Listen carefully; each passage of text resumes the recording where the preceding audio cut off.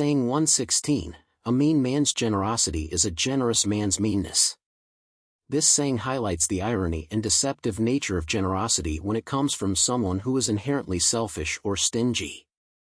It suggests that when a person who is typically ungenerous shows a rare act of generosity, it may not be genuine or sincere.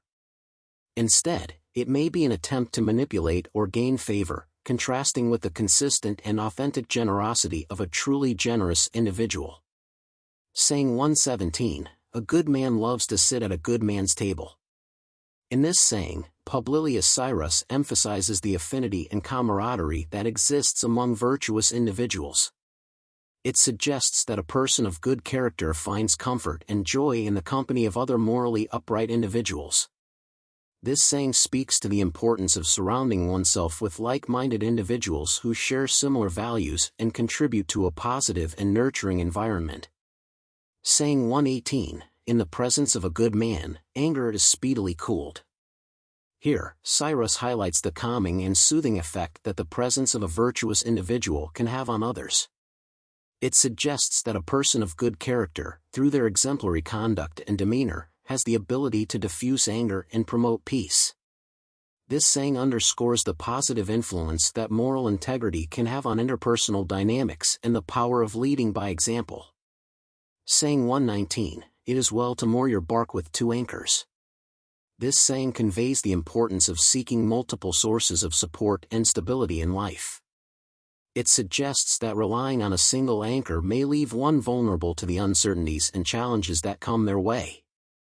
By metaphorically comparing life to a ship, Syrus advises the wisdom of having backup plans, alternative solutions, and diverse support systems to navigate the unpredictable currents of life. Saying 120, learn to see in another's calamity the ills which you should avoid. Here, Syrus encourages the cultivation of empathy and the ability to learn from the misfortunes of others. It suggests that observing the hardships and adversities faced by others can serve as valuable lessons for ourselves. By empathizing with others' experiences and recognizing the consequences of certain actions or choices, we can gain insight and avoid similar pitfalls in our own lives. Saying 121, the good which is prevented is not annihilated. In this saying, Syrus highlights the enduring impact of goodness, even when it is hindered or obstructed. It suggests that when acts of goodness are prevented or thwarted, they still retain their inherent value and potential. This saying encourages perseverance and the belief that the positive intentions and efforts we make, even if they face obstacles, can have lasting significance and contribute to the greater good. Saying 122, the slower to kindle, the more terrible the wrath of a generous soul. Here, Syrus reflects on the intensity of anger in individuals who are typically patient and forgiving. It suggests that when someone who is inherently generous and compassionate becomes enraged, their anger can be particularly fierce and formidable. This saying highlights the contrast between their usual benevolence and the immense power of their wrath when provoked. Saying 123, the good man never coquettes with iniquity. This saying emphasizes the unwavering commitment of a virtuous individual to righteousness and moral principles. It suggests that a person of good character does not flirt or engage in any form of dalliance with wickedness or wrongdoing. Instead, they remain steadfast in their pursuit of goodness and integrity, maintaining their moral compass and avoiding any compromise with unethical behavior.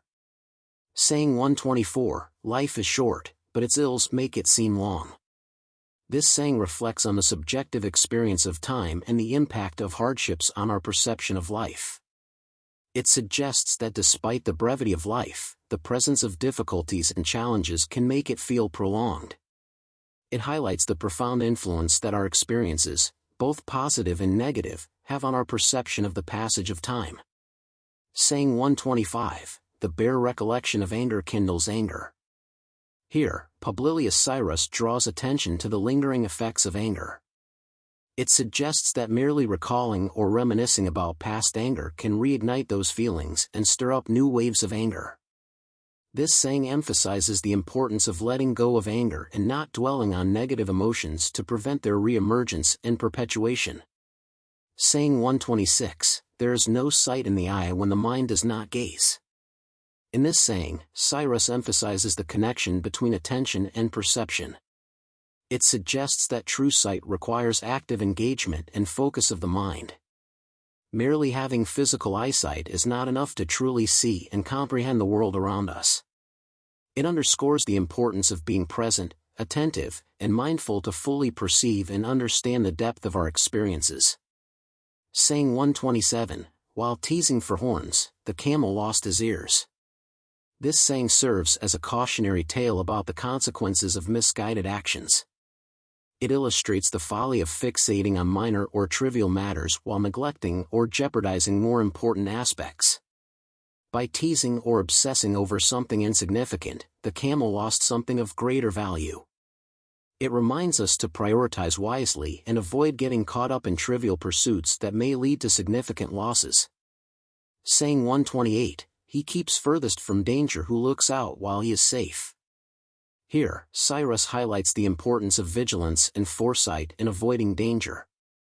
It suggests that being aware of potential risks and hazards even when in a secure or stable position allows for greater protection and preparedness. This saying underscores the wisdom of staying vigilant, assessing potential threats, and taking necessary precautions, even during times of relative safety. Saying 129, a chaste wife rules her husband by deferring to his wishes.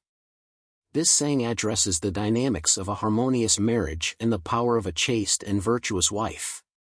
It suggests that by respectfully considering and accommodating her husband's desires, a chaste wife gains influence and authority in the relationship. It highlights the strength that comes from mutual respect, understanding, and a willingness to honor one another's wishes. Saying 130, misfortune sometimes visits him whom she has often passed by. This saying reflects on the unpredictable nature of misfortune.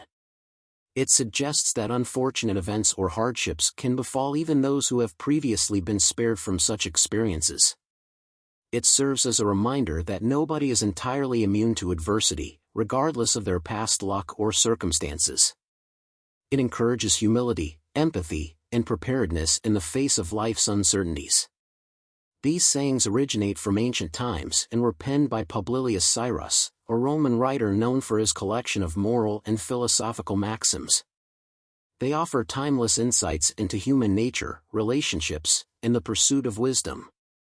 For those interested in exploring a more modern equivalent of these sayings, I recommend the book Wisdom Unveiled, Publilius Syrus for the Modern Era.